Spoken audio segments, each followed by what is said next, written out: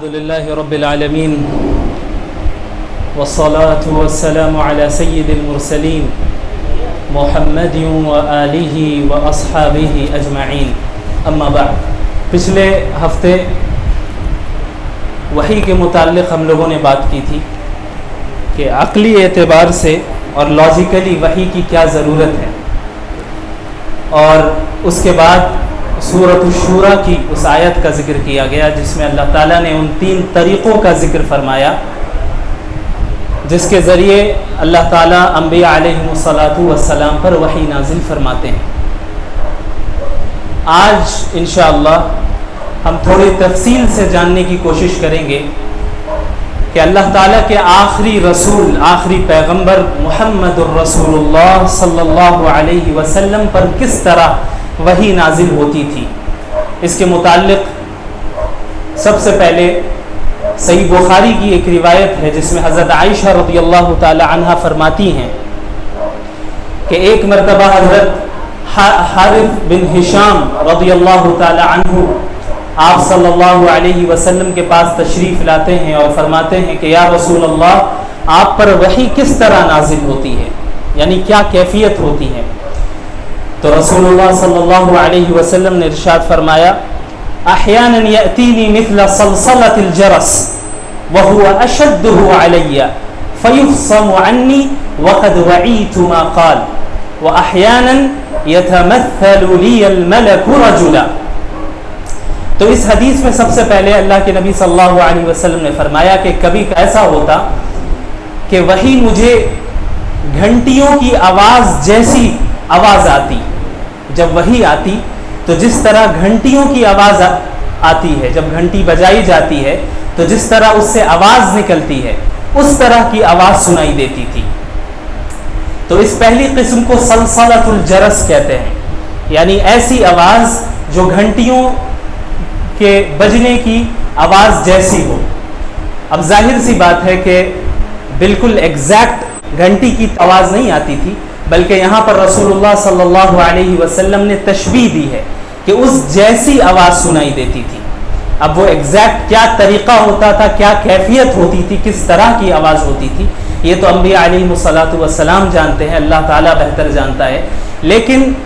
علماء کرام نے یہاں پہ اپنے اپنے خیالات کا اظہار فرمایا کہ یہ گھنٹی جیسی آواز سے مراد کیا ہے، کیا مطلب ہے اس کا. تو بعض علماء کرام نے فرمایا کہ اس سے مراد حضرت جبریل علیہ الصلاۃ والسلام کی آواز ہے، یعنی ان کی آواز اس طرح سنائی دیتی تھی کہ گویا جس طرح گھنٹیوں کی آواز سنائی دیتی ہے. بعض نے فرمایا کہ یہ حضرت جبریل علیہ الصلاۃ والسلام کی آواز نہیں بلکہ ان کے پروں کی آواز ہے. جب وہ اپنے پروں کو پھڑپھڑاتے تھے تو اس سے یہ آواز پیدا ہوتی تھی. بہرحال کوئی بھی ایک حتمی طور پر کوئی ایک بات پر فیصلہ نہیں کیا جا سکتا، لیکن بعض علماء کرام کی یہ بھی رائے ہے کہ جو تشبیہ دی گئی ہے گھنٹی کی آواز سے، اس کی 2 بنیادی وجہ ہے، 2 اعتبار سے یہ تشبیہ دی گئی ہے. سب سے پہلے تشبیہ اس اعتبار سے دی گئی کہ جب گھنٹی بجتی ہے، اس کی آواز سنائی دیتی ہے تو اس میں ایک تسلسل ہوتا ہے، یعنی کنٹینیوسلی بجتی ہے، بیچ میں رک کر نہیں بجتی. جب ایک بار گھنٹی بجائی جائے تو مستقل اس سے آواز بجتی رہتی ہے. تو یہ تسلسل جس طرح اس میں پایا جاتا ہے، ٹھیک اسی طرح وحی کے نزول کے اس طریقے میں بھی یہ تسلسل پایا جاتا تھا. یعنی جب نبی کریم صلی اللہ علیہ وسلم پر اس طریقے سے وحی نازل ہوتی تو اس طرح کنٹینیوسلی آواز سنائی دیتی جس طرح ایک گھنٹی کی آواز کنٹینیوسلی سنائی دیتی ہے بغیر آواز کے بریک ہوئے. ایک وجہ تو یہ ہے. اور دوسری وجہ جو علماء کرام نے بیان فرمائی وہ یہ ہے کہ جب گھنٹی کی آواز سنائی دیتی ہے تو کسی ایک ڈائریکشن کو متعین کرنا مشکل ہوتا ہے. یعنی جب کہیں پہ گھنٹی بج رہی ہو تو شروع میں یہ مشکل ہوتا ہے کہ پہچانا جائے کہ کس ڈائریکشن سے یہ آواز آ رہی ہے، کس طرف سے یہ آواز آ رہی ہے. تو اسی طرح اللہ کے نبی صلی اللہ علیہ وسلم پر جب اس طریقے سے وحی نازل ہوتی تھی تو اس میں ایک تسلسل کے ساتھ ساتھ یہ بھی وجہ پائی جاتی تھی کہ چاروں طرف سے آواز سنائی دیتی تھی. کوئی ایک ڈائریکشن کو طے کرنا یا متعین کرنا یہ مشکل ہوتا تھا. تو ان 2 اعتبار سے سلسلۃ الجرس یعنی اس وحی کے اس طریقے کو بیان کیا گیا کہ احیانا یاتینی مثل صلصلۃ الجرس، کہ وحی کبھی کبھی میرے پاس اس طرح آتی تھی کہ گویا گھنٹیوں کی آواز سنائی دے رہی۔ پھر آگے اسی حدیث میں اللہ کے نبی صلی اللہ علیہ وسلم نے فرمایا کہ وَهُوَ أَشَدُّهُ عَلَيَّ، یعنی وحی کے جتنے بھی مختلف طریقے ہیں ان میں یہ طریقہ سب سے زیادہ تکلیف دہ ہوتا تھا، ایک تکلیف ہوتی تھی، سب سے زیادہ تکلیف ہوتی تھی۔ اس جملے سے علامہ حافظ ابن حجر العسقلانی رحمۃ اللہ علیہ نے فرمایا کہ اس جملے سے یہ معلوم ہوتا ہے کہ وحی کے جتنے بھی طریقے تھے سب میں تکلیف ہوتی تھی، لیکن اس طریقے میں سب سے زیادہ تکلیف ہوتی تھی۔ تبھی تو اللہ کے نبی نے یہ فرمایا کہ صلی اللہ علیہ وسلم کہ اس طریقے میں سب سے زیادہ تکلیف ہوتی تھی، یعنی اور جو طریقے تھے اس میں بھی تکلیف ہوتی تھی۔ تو یہ جو سلسلۃ الجرس والی قسم ہے، اس میں اللہ کے نبی صلی اللہ علیہ وسلم کو بڑی شدت محسوس ہوتی تھی، تکلیف محسوس ہوتی تھی۔ اب ظاہر سی بات ہے کہ جس عالم سے کنیکشن ہوتا تھا، عالم بشری میں رہتے ہوئے اللہ کے نبی صلی اللہ علیہ وسلم کو عالم ملکوتی سے کنیکشن قائم کرنا ہوتا تھا، ایک کانٹیکٹ کرنا پڑتا تھا۔ یہ عام معمولی بات نہیں تھی کہ حضرت جبریل علیہ الصلاۃ والسلام آئے اور اللہ کا کلام پیش کر دیا اور چلے گئے اتنی آسانی سے، ایسا نہیں ہوتا تھا۔ ایک دنیا میں رہتے ہوئے، عالم بشری میں رہتے ہوئے ایک الگ ڈیوائن عالم سے ایک کنیکشن قائم کرنا پڑتا تھا، اس میں ایک تکلیف ہوتی تھی، اور اس قسم میں سب سے زیادہ اللہ کے نبی صلی اللہ علیہ وسلم کو تکلیف کا احساس ہوتا تھا۔ صحیح بخاری کی ایک روایت اور ہے جس میں حضرت عائشہ رضی اللہ تعالی عنہا فرماتی ہیں کہ میں نے رسول اللہ صلی اللہ علیہ وسلم پر شدید سردی کے دن بھی وحی نازل ہوتے دیکھی ہے، شدید سردی کا دن، اور اس دن وحی نازل ہو رہی، اور جب وحی کا سلسلہ منقطع ہوتا تو اللہ کے نبی صلی اللہ علیہ وسلم کی کیا کیفیت ہوتی۔ حضرت عائشہ فرماتی ہیں وَإِنَّ جَبِينَهُ لَيَتَفَصَّدُ عَرَقًا، کہ اتنی سردی کے باوجود بھی جب وحی کا سلسلہ منقطع ہوتا تو آپ صلی اللہ علیہ وسلم کی پیشانی مبارک سے پسینے بہہ رہے ہوتے، اتنی زیادہ تکلیف ہوا کرتی تھی۔ اسی طرح مختلف اور بھی روایتیں ملتی ہیں۔ علامہ سیوطی رحمۃ اللہ علیہ نے الاتقان میں ایک روایت نقل کی جس میں حضرت عائشہ رضی اللہ تعالی عنہ فرماتی ہیں کہ جب اللہ کے نبی صلی اللہ علیہ وسلم پر وحی نازل ہوتی تو آپ صلی اللہ علیہ وسلم کی سانس رکنے لگتی، ساتھ ہی ساتھ آپ صلی اللہ علیہ وسلم کا چہرہ انور متغیر ہو جاتا، بدل جاتا، زرد پڑ جاتا، اور آپ صلی اللہ علیہ وسلم کے سامنے کے دانت سردی سے کپ کپانے لگتے، اتنی زیادہ تکلیف ہوتی تھی۔ اور یہ تکلیف کا اندازہ آپ اس سے بھی لگائیں کہ بعض مرتبہ ایسا ہوتا کہ آپ صلی اللہ علیہ وسلم کسی جانور پر سوار ہوتے،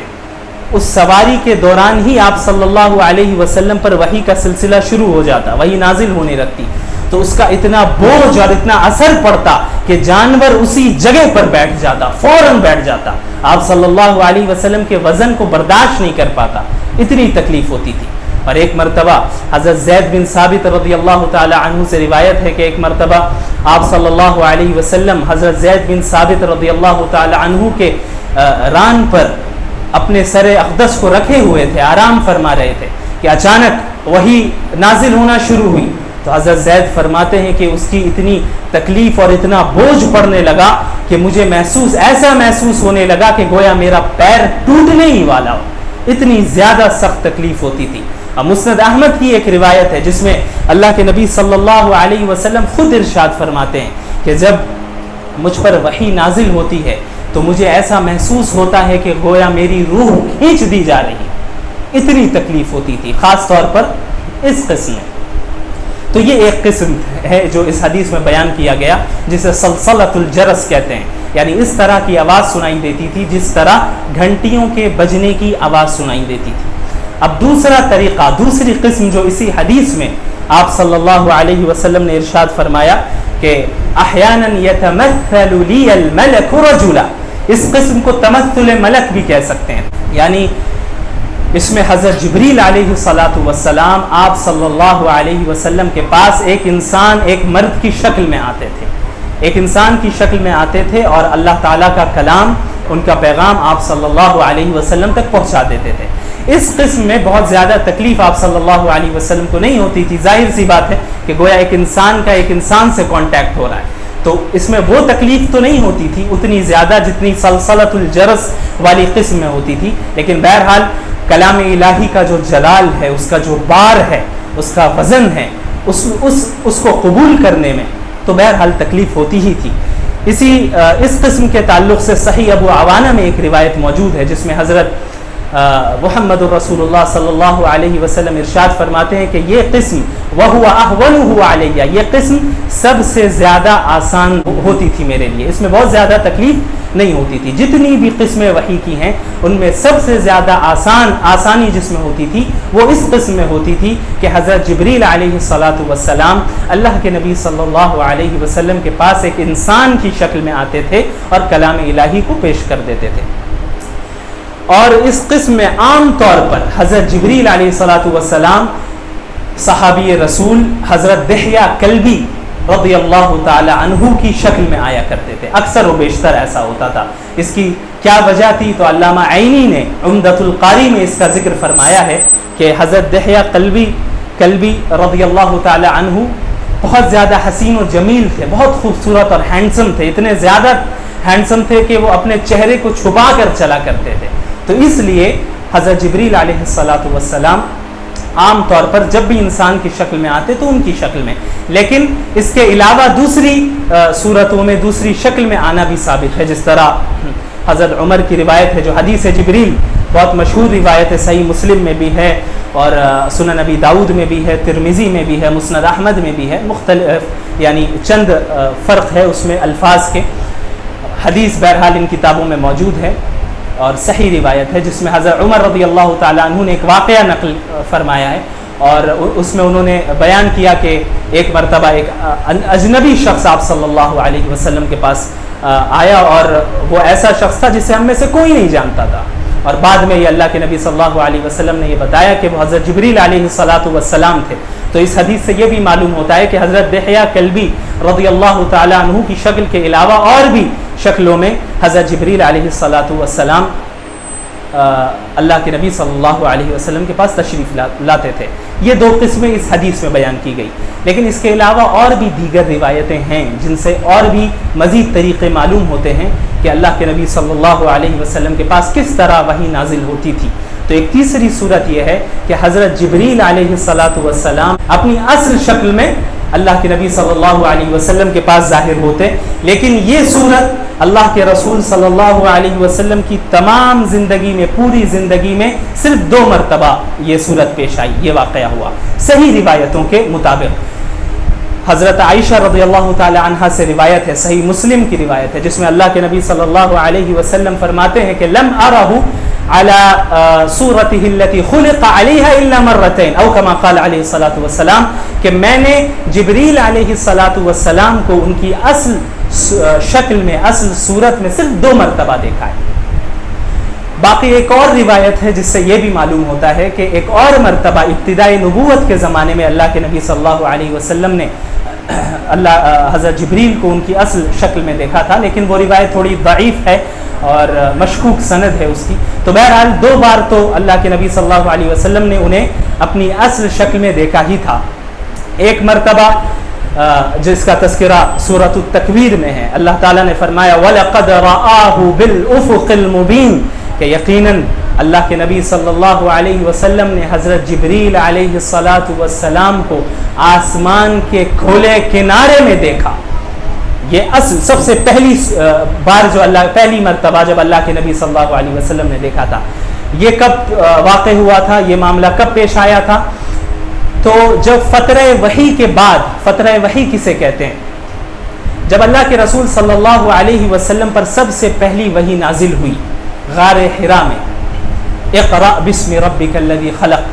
یہ وحی جب نازل ہوئی تو اس کے بعد ایک مدت کے لیے 3 سال کی مدت تک وحی کا سلسلہ منقطع ہو گیا، یعنی 3 سال تک اس وحی کے بعد کوئی وحی نازل نہیں ہوئی۔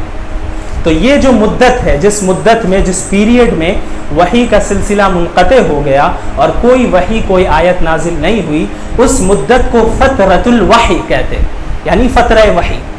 فترہ یعنی انقطاع، رک جانا،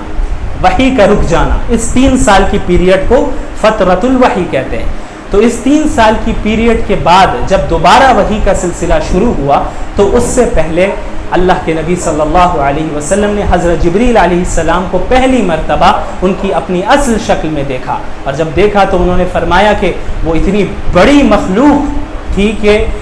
پورے آسمان کو انہوں نے اپنی جسم سے ہی ڈھانپ لیا تھا، اتنی بڑی مخلوق تھی، اور زمین و آسمان کے درمیان ایک کرسی پر بیٹھے ہوئے تھے، اور اللہ کے نبی صلی اللہ علیہ وسلم نے فرمایا کہ ان کے 600 پر تھے، 600 پر۔ حضرت جبریل علیہ السلام کے متعلق اللہ کے نبی صلی اللہ علیہ وسلم نے یہ فرمایا، اور یہ پہلی مرتبہ دیکھا۔ اور دوسری مرتبہ کے تعلق سے سورۃ النجم میں اللہ کے تعالیٰ نے ارشاد فرمایا وَلَقَدْ رَآهُ نَزْلَةً أُخْرَى عِنْدَ سِدْرَةِ الْمُنْتَهَى کہ اللہ کے نبی صلی اللہ علیہ وسلم نے حضرت جبریل علیہ السلام کو ایک مرتبہ اور دیکھا، دوبارہ دیکھا، سدرۃ المنتہا کے پاس دیکھا، کہ جب اللہ کے نبی صلی اللہ علیہ وسلم کو المسجد الحرام سے المسجد الاقصیٰ کا سفر کرایا گیا، پھر وہاں سے 7 آسمان کی سیر کرائی گئی، تو سدرۃ المنتہا کے پاس اللہ کے نبی صلی اللہ علیہ وسلم نے دوسری مرتبہ حضرت جبریل علیہ السلام کو اپنی اصل شکل میں دیکھا۔ تو یہ 2 مرتبہ صحیح روایت سے جو بات ثابت ہے کہ 2 مرتبہ ایسا ہوا کہ اللہ کے نبی صلی اللہ علیہ وسلم نے اصلی شکل میں حضرت جبریل علیہ السلام کو دیکھا۔ تو یہ تیسری قسم ہے، 3 صورتیں بیان ہوئی۔ اب چوتھی قسم وحی کی ایک رؤیا صادقہ بھی ہے، یعنی اللہ کے نبی جیسا کہ میں نے پچھلے سیشن میں بتایا تھا کہ انبیاء علیہ السلام کا خواب بھی سچا ہوتا ہے، جھوٹا نہیں ہوتا، اور وہ جو خواب دیکھتے ہیں وہ بھی وحی ہوتا ہے، اللہ کے طرف سے پیغام ہوتا ہے۔ تو یہ بھی ایک قسم اللہ کے نبی صلی اللہ علیہ وسلم کے ساتھ بھی اس طرح وحی نازل ہوتی تھی۔ حالانکہ یہ بھی روایت موجود ہے کہ حضرت عائشہ رضی اللہ تعالی عنہ فرماتی ہیں کہ نبوت ملنے سے پہلے 40 سال کی عمر میں اللہ کے نبی صلی اللہ علیہ وسلم کو جب نبوت ملی تو اس سے پہلے ہی 6 مہینے پہلے سے آپ صلی اللہ علیہ وسلم کو سچے خواب نظر آنے شروع ہو گئے تھے۔ جو کچھ بھی آپ صلی اللہ علیہ وسلم خواب میں دیکھتے صبح بالکل ویسا ہی سچ واقع ہو جاتا۔ تو ایک قسم وحی کی یہ بھی ہے جسے رؤیا صادقہ کہتے ہیں، اور یہ چوتھی قسم ہوئی۔ اور 5ویں قسم کلام الہی، اللہ کے نبی صلی اللہ علیہ وسلم کو بھی یہ فضیلت حاصل ہوئی، یہ شرف حاصل ہوا کہ وہ اللہ تعالیٰ سے براہ راست ہم کلام ہوئے، اور یہ شب معراج کے موقع پر 7ویں آسمان پر یہ فضیلت حاصل ہوئی کہ بیداری کی حالت میں براہ راست اللہ تعالیٰ کی سے ہم کلامی اللہ کے نبی صلی اللہ علیہ وسلم نے فرمائی۔ اور 6ٹھی قسم ہے النفث فی الروح، دل میں وحی کا القاء ہو جانا۔ اس صورت میں یہ ہوتا کہ حضرت جبریل علیہ السلام آپ صلی اللہ علیہ وسلم کے سامنے کسی بھی صورت میں ظاہر نہیں ہوتے، نہ انسانی شکل میں، نہ اصلی شکل میں، نہ ہی آپ صلی اللہ علیہ وسلم کو حضرت جبریل علیہ السلام کی آواز سنائی دیتی، بلکہ براہ راست حضرت جبریل علیہ السلام اللہ کے نبی صلی اللہ علیہ وسلم کے دل میں اس بات کا القاء فرما دیتے، اس وحی کا القاء فرما دیتے۔ جس طرح مستدرک حاکم کی بھی روایت ہے جس میں اللہ کے نبی صلی اللہ علیہ وسلم نے صراحتاً فرمایا ان روح القدس نفث فی روعی، کہ روح القدس جبریل علیہ السلام نے میرے دل میں القاء فرمایا۔ میں نے پچھلے سیشن میں یہ بتایا تھا کہ وحی کی اس قسم اور الہام کے درمیان بہت مناسبت ہے، یعنی الہام اللہ کے کسی بھی نیک بندے کو ہو سکتا ہے، کسی بھی مسلمان کو اللہ جسے چاہے اس کے دل میں الہام ہو سکتا ہے۔ الہام کا مطلب کہ اللہ تعالیٰ کسی کے دل میں کوئی بات ڈال دے، اور وحی کی جو یہ والی قسم ہے نفس فی الروح، دل میں بات ڈال دینا، یہ بھی الہام سے ملتی جلتی صورت ہے۔ لیکن دونوں میں فرق کیا ہے؟ نبی پر جب القاء ہو اس میں کیا فرق ہے، اور عام مسلمانوں پر جب الہام ہو تو اس میں کیا فرق ہے؟ بنیادی فرق سمجھ لیجئے۔ بنیادی فرق یہ ہے کہ الہام میں یہ ہوتا ہے جب کسی انسان مسلمان نیک بندے کے دل میں کوئی الہام ہوتا ہے تو اسے اس بات کا تو یہ بات تو معلوم ہو جاتی ہے کہ ہاں میرے دل میں ابھی ایک بات آئی جو پہلے نہیں تھی، پہلے ایک بات نہیں تھی لیکن اچانک میرے دل میں ایک بات آ گئی۔ لیکن اس شخص کو اس بات کا یقین نہیں ہوتا، یقینی طور پر یہ بات نہیں کہی جا سکتی کہ یہ الہام کس کی طرف سے، کیا اللہ ہی کی طرف سے ہے یا اپنے سے خود آپ نے سوچ لیا۔ حتمی طور پر یہ یقینی طور پر نہیں کہا جا سکتا کہ اس شخص کے دل میں جو بات آئی ہے وہ الہام ہی ہے اور اللہ ہی کی طرف سے ہے، برخلاف اس قسم کے کہ جب نبی صلی اللہ علیہ وسلم پر وحی اس طرح نازل ہوتی کہ دل میں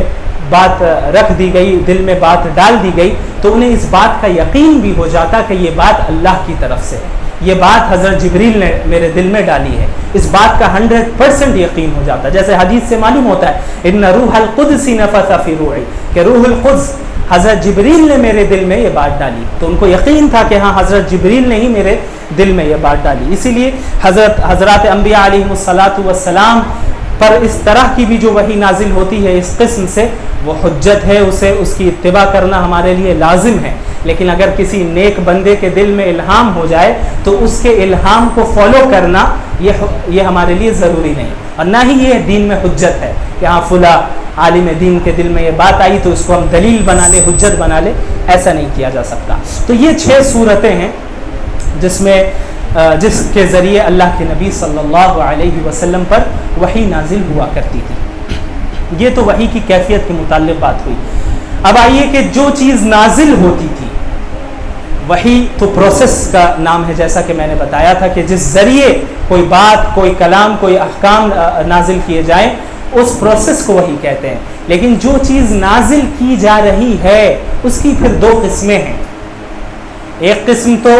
وہ ہے جو قرآن ہمارے درمیان موجود ہے، یعنی قرآنی آیتیں، وہ احکامات، وہ آیتیں جن کے ورڈز، جن کے الفاظ اور جن کی میننگ، جن کے معنی سب کے سب اللہ کے طرف سے،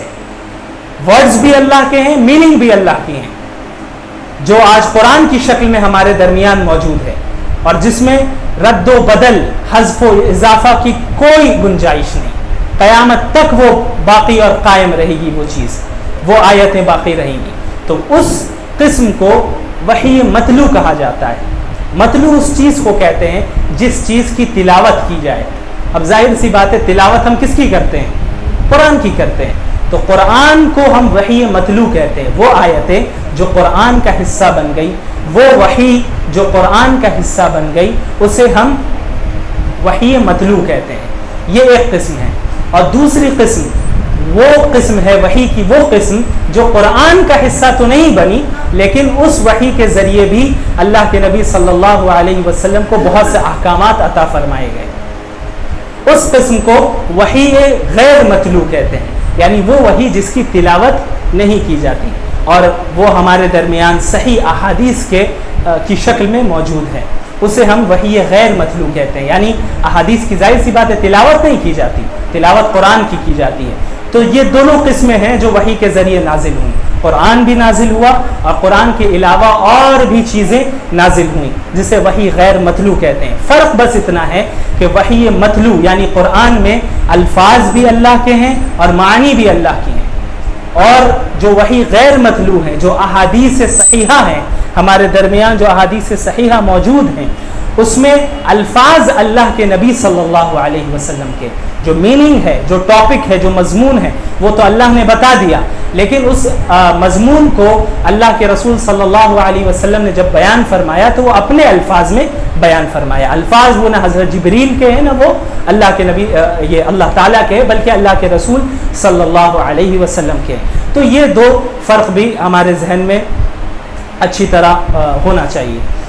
تو ہمارا جو اصل ٹاپک ہے تفسیر القرآن میں، جو مضمون ہے، وہ وحی متلو ہے، یعنی کتاب ہے، قرآن، جو قرآن ہمارے درمیان موجود ہے، جس کے لفظ اور معنی دونوں اعتبار سے وہ اللہ کی طرف سے نازل ہوا ہے اور اس میں کوئی بھی تبدیلی کی نہیں جا سکتی، قیامت تک اس کو اللہ تعالیٰ نے اس کی حفاظت کی ذمہ داری اپنے اوپر لی۔ اب یہاں پر ایک اور علمی بحث آتی ہے کہ اب قرآن جو نازل ہوا، یہ یاد رکھیے کہ قرآن 2 بار نازل ہوا، 2 مرتبہ نازل ہوا، پورا قرآن۔ اس کے لیے قرآن میں 2 الفاظ استعمال کیے گئے ہیں، ایک لفظ انزال اور دوسرا لفظ تنزیل۔ عربی زبان میں نزل ینزل کا مطلب ہوتا ہے اترنا، اترنا، اور انزل ینزل انزالاً کا مطلب ہوتا ہے کسی چیز کو دفعتاً ایک بار اتار دینا، ایک ساتھ اتار دینا. اور نزلہ کے ساتھ اگر ہم بھی لگا دیں نزل بھی تو یہ بھی پھر انزلہ کے معنی میں آ جاتا ہے, اتارنے کے معنی میں. ہاں ایک فرق یہ بھی رہتا ہے کہ نزل بھی میں اتارنا بھی ہے اور ساتھ میں خود بھی اترنا ہے, جیسا کہ قرآن میں فرمایا اللہ تعالیٰ نے نزل به الروح الامین, کہ حضرت جبریل علیہ الصلاۃ والسلام قرآن کو لے کر اترے, یعنی قرآن بھی انہوں نے اتارا اور ساتھ ہی ساتھ خود بھی آئے. تو نزل به الروح الامین. اور انزل ينزل انزالا کا مطلب ہوتا ہے کہ کسی چیز کو ایک ساتھ دفعتاً اتار دینا. اور دوسرا لفظ استعمال ہوتا ہے نزل ينزل تنزیلا. اس کا مطلب ہوتا ہے کہ کسی چیز کو تدریج کے ساتھ گریجولی اتارنا, تھوڑا تھوڑا کر کے وقتاً فوقتاً نازل کرنا. فار ایگزامپل آپ ایک اور ورڈ لیجیے, عربی زبان میں اعلام کا مطلب ہوتا ہے بات پہنچا دینا, خبر دے دینا, مطلع کر دینا. تو اعلم یعلم اعلاما کا کیا مطلب ہوا کہ ایک بات میرے پاس آئی, اس بات کو میں نے آپ کو ایک ساتھ ہی دفعتاً بتا دیا, آپ کو خبر دے دی میں نے. لیکن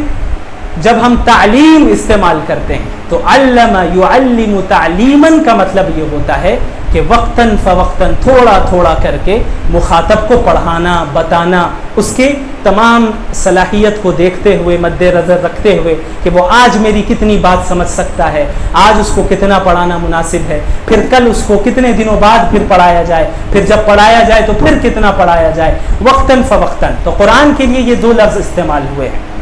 ایک لفظ انزال اور ایک لفظ تنزیل. جیسا کہ سورۃ القدر میں اللہ تعالیٰ نے فرمایا انا انزلناہ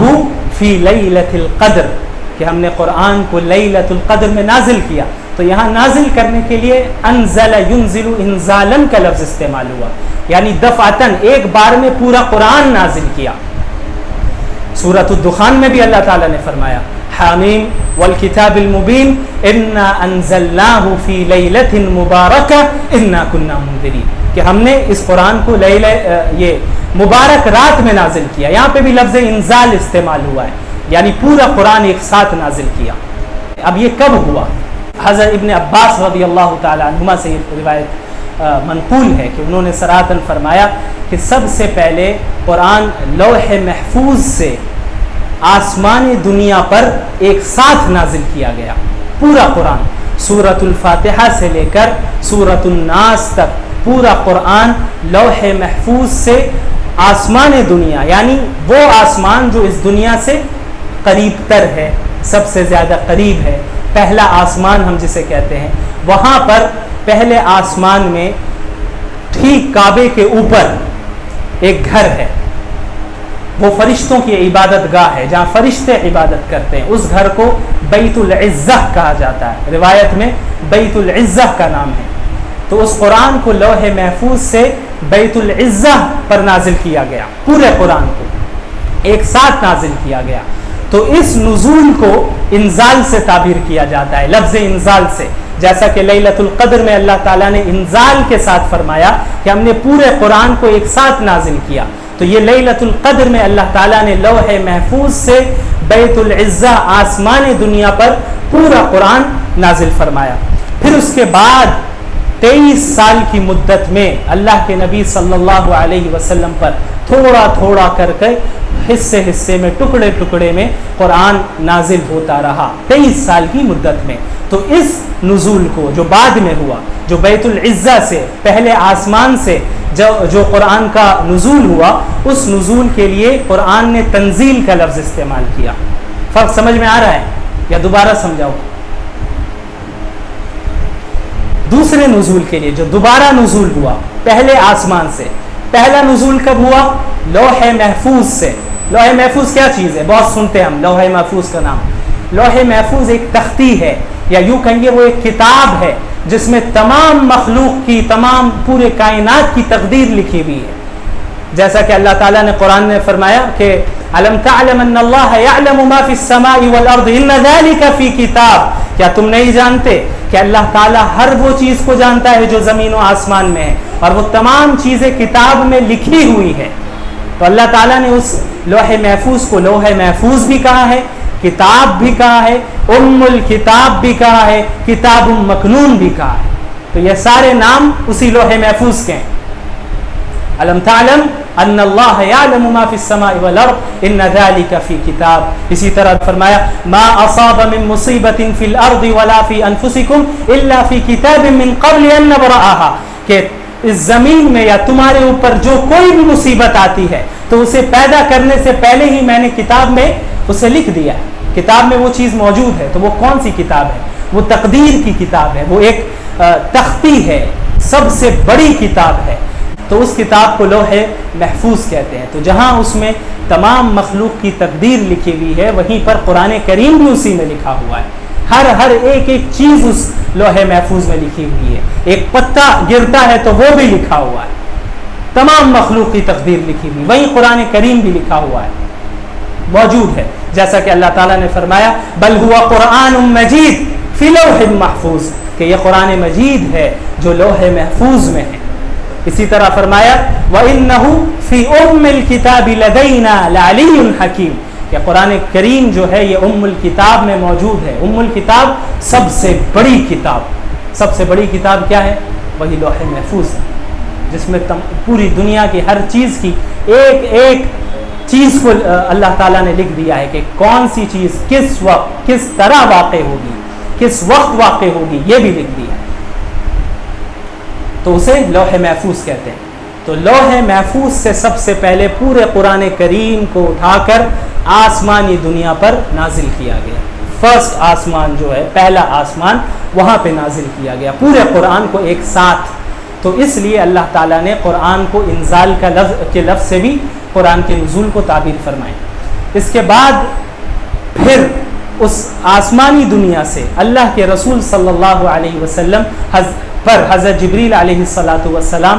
تھوڑا تھوڑا چند آیتیں نازل فرماتے رہے، وقفے سے رک کر 23 سال کی مدت میں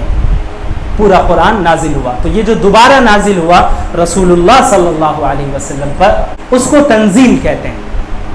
اس کی وضاحت اور ہو جائے گی جب ہم سورہ آل عمران کی آیت کو بھی دیکھیں گے. سورۃ النساء کی، سورۃ النساء میں اللہ تعالیٰ نے فرمایا یا ایھا الذین آمنوا آمنوا باللہ ورسولہ والکتاب الذی نزل علی رسولہ والکتاب الذی انزل من قبل، کہ اے ایمان والو حقیقی ایمان لے آؤ، اس طرح ایمان لاؤ جس طرح ایمان لانے کا حق ہے، اور اللہ پر ایمان لاؤ، رسول اللہ صلی اللہ علیہ وسلم پر ایمان لاؤ، اور اس کتاب پر ایمان لاؤ جو محمد الرسول اللہ صلی اللہ علیہ وسلم پر نازل کی گئی، اور اس کتاب پر بھی ایمان لاؤ جو ان سے پہلے نازل ہوئی، یعنی تورات اور انجیل. تو جب قرآن کا ذکر ہوا تو اللہ تعالیٰ نے نزلہ کا لفظ استعمال کیا، اور جب پچھلی کتاب کا ذکر ہوا تو اللہ تعالیٰ نے انزلہ کا لفظ استعمال کیا. تو معلوم ہوتا ہے کہ تورات اور انجیل جو نازل کی گئی یہ دونوں کتابیں، تو یہ دفعتاً نبی کو دے دی گئی، ایک ساتھ دے دی گئی. حضرت موسیٰ علیہ السلام کو پوری تورات تختی کی شکل میں دے دی گئی. اس طرح نہیں ہوا کہ جس طرح اللہ کے نبی صلی اللہ علیہ وسلم کے ساتھ کہ قرآن تھوڑا تھوڑا وقتاً فوقتاً نازل ہوتا رہا. آج چند آیتیں نازل ہوئیں، پھر کچھ دن بعد مزید چند آیتیں نازل ہوئیں، پوری 23 سال کا وقفہ لگا، پورے 23 سال کا. اس طرح نہیں ہوا، بلکہ حضرت موسیٰ علیہ السلام کو تورات، مکمل تورات ایک ساتھ دے دی گئی. تو یہ فرق ہمیں اس آیت سے معلوم ہوتا ہے. اسی طرح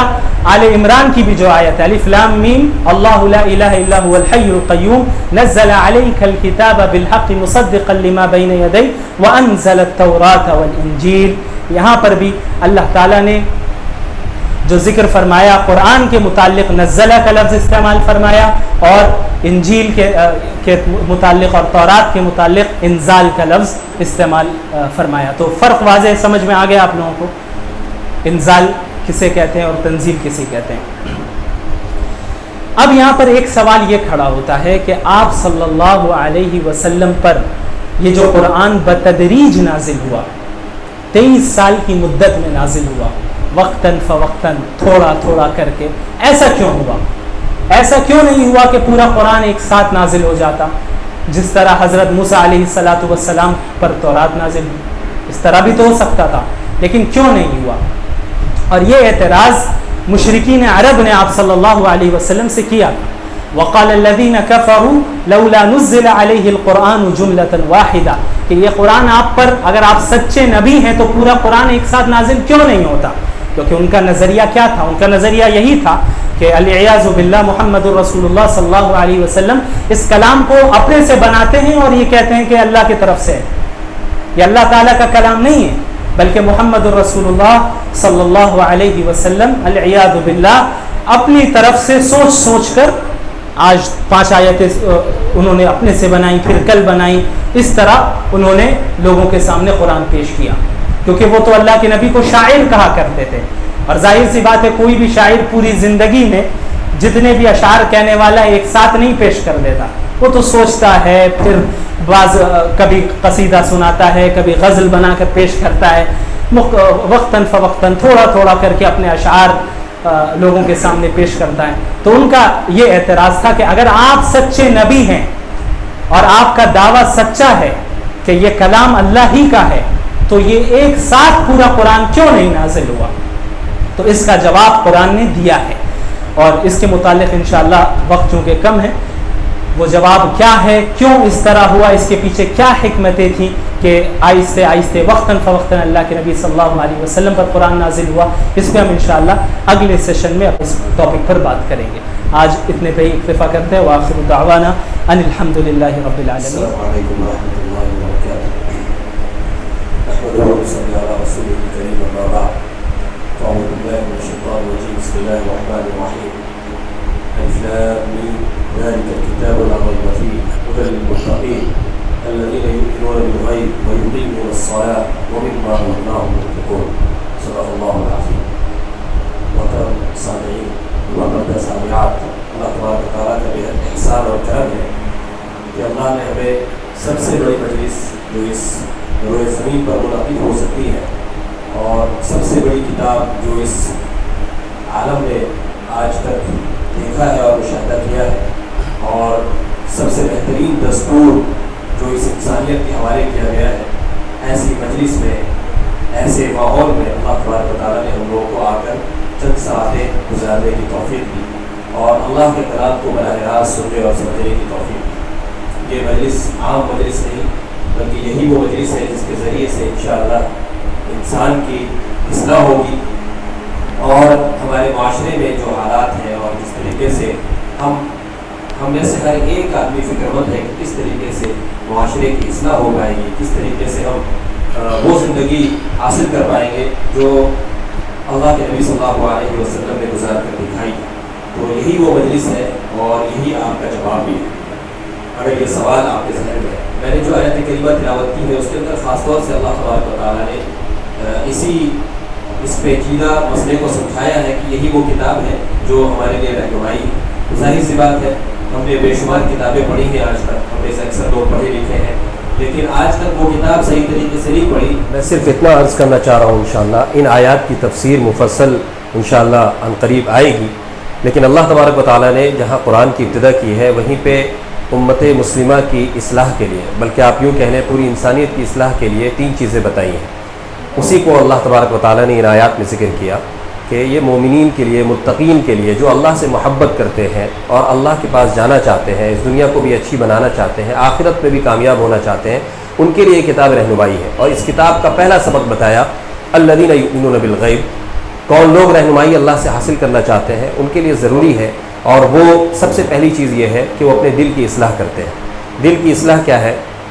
یؤمنون بالغیب، اللہ تبارک و تعالیٰ نے جن باتوں پر یقین رکھنے کو کہا گیا دل سے ان باتوں پر یقین رکھتے ہیں، ان کو سیکھتے ہیں۔ یہ ہم قرآن کے حلقے میں انشاءاللہ سیکھیں گے۔ وَيُقِيمُونَ الصَّلَاةَ، اور اس کے بعد جب دل درست ہو جاتا ہے تو پھر اپنے اعمال کا دار و مدار درست کرتے ہیں، اور اعمال کا جو نہج ہے وہ درست کرتے ہیں، اور پھر وہ نماز قائم کرتے ہیں۔ ہم لوگوں کو پتہ ہے کہ نماز ہم جو قائم کرتے ہیں وہ صرف اللہ کے لیے کرتے ہیں، کسی بھی ذات کے لیے، یہاں تک کہ اللہ کے رسول صلی اللہ علیہ وسلم کے لیے بھی ہم نماز نہیں پڑھ سکتے۔ دراصل یہ تو ظاہری شکلیں ہیں، لیکن میں اس کے بعد انشاءاللہ بتاؤں گا آپ کو کہ ان آیات کا لب لباب اور خلاصہ کیا ہے۔ وَيُقِيمُونَ الصَّلَاةَ، یعنی نماز کو قائم کرتے ہیں، اور تیسری چیز ہے وَمِمَّا رَزَقْنَاهُمْ يُنْفِقُونَ، اللہ نے جو بھی چیزیں انہیں دی ہیں وہ اللہ کے راستے میں لگاتے ہیں، اپنے سے نیچے والوں کے لیے، دوسروں کے لیے، انسانیت کی فلاح و بہبود کے لیے اس میں سے کچھ نہ کچھ حصہ ضرور نکالتے ہیں۔ دراصل ایمان بالغیب کا جو تعلق ہے وہ یہ ہے کہ آپ عقیدے کو درست کریں اور اپنے دل کو درست کریں، یعنی ایک اللہ کی ذات پر ایمان لائیں اور رسول اللہ صلی اللہ علیہ وسلم کی سنتوں کو اپنی زندگی کے لیے مشعل راہ سمجھیں، یہ بہت ضروری ہے۔ اور دوسری چیز یہ ہے کہ جب یہ چیز آ جاتی ہے تو پھر اس کے بعد اپنے اعمال کا مدار درست کریں، یعنی اقامت صلاۃ۔ اقامت صلاۃ کی بہت لمبی چوڑی بحث ہے اور بہت لمبی چوڑی تفصیل ہے۔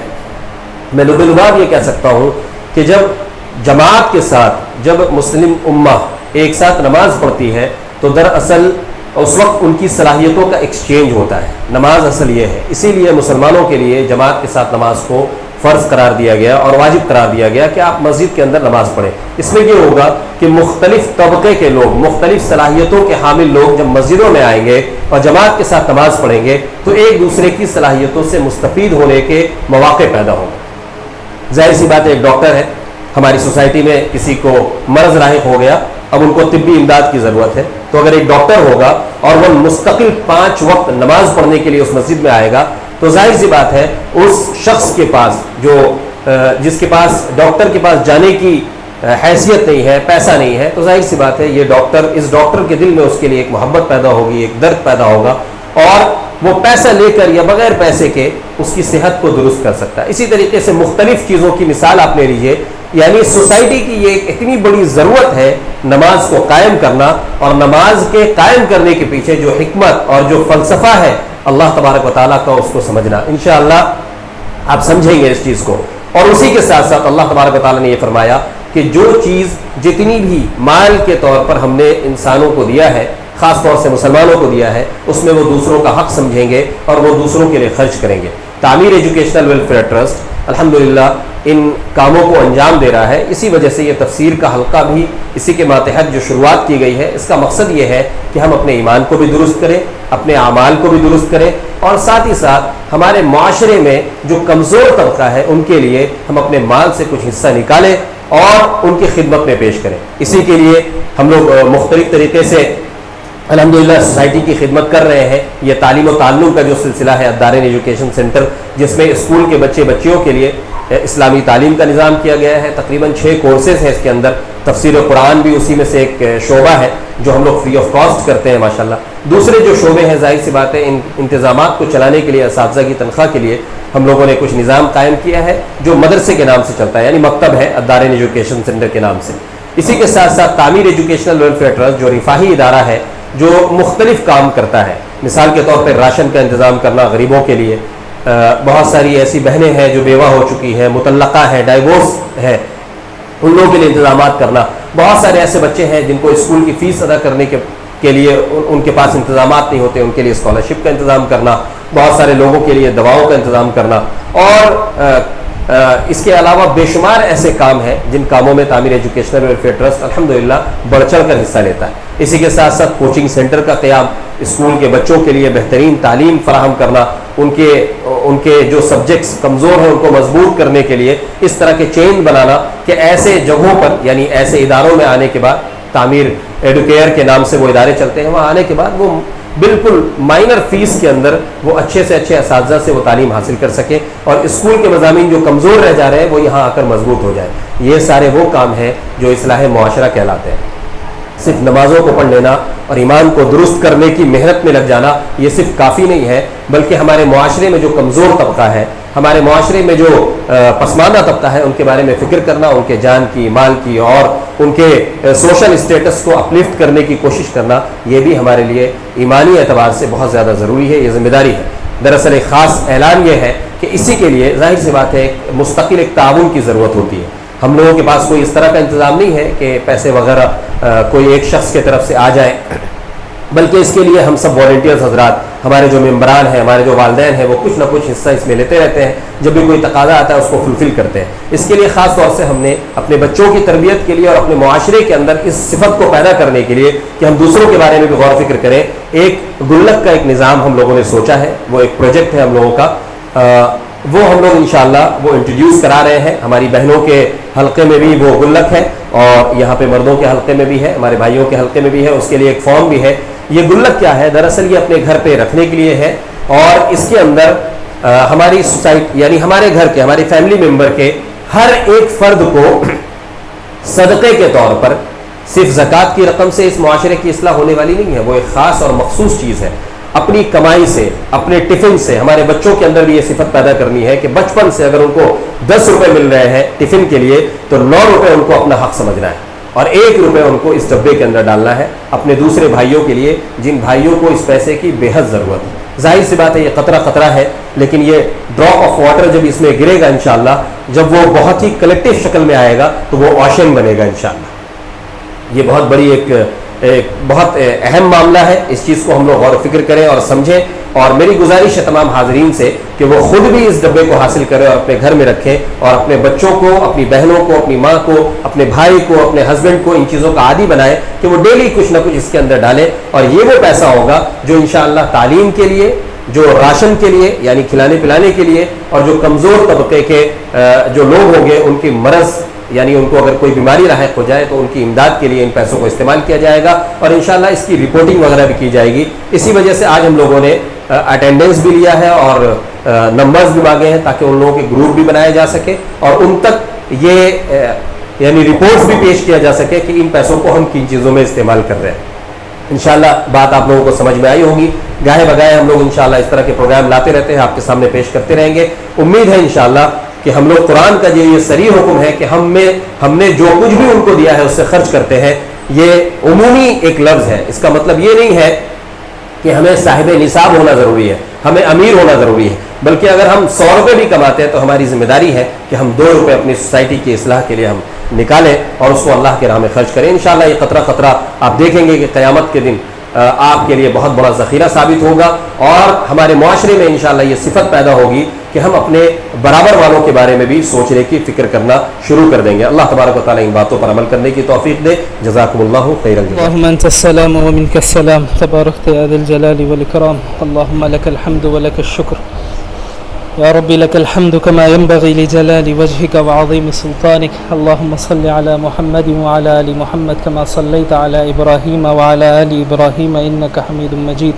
اللهم بارك على محمد وعلى آل محمد كما باركت على إبراهيم وعلى آل إبراهيم إنك حميد مجيد. ربنا ظلمنا أنفسنا وإن لم تغفر لنا وترحمنا لنكونن من الخاسرين. ربنا آتنا في الدنيا حسنة وفي الآخرة حسنة وقنا عذاب النار وأدخلنا الجنة مع الأبرار يا عزيز يا غفار. اللهم اجعلنا من أهل القرآن، اللهم اجعلنا من أهل القرآن، اللهم فقهنا في الدين وعلمنا التأويل يا رب العالمين. اللهم اقسم لنا من خشيتك ما تحول به بيننا وبين معصيتك، ومن طاعتك ما تبلغنا به جنتك، ومن اليقين ما تهون به علينا مصائب الدنيا. ومتعنا اللهم بأسماعنا وأبصارنا وقواتنا أبدا ما أبقيتنا، واجعله الوارث منا، واجعل ثأرنا على من ظلمنا، وانصرنا على من عادانا، ولا تجعل الدنيا أكبر همنا ولا مبلغ علمنا ولا إلى النار مصيرنا. سبحان ربك رب العزة عما يصفون، وسلام على المرسلين، والحمد لله رب العالمين.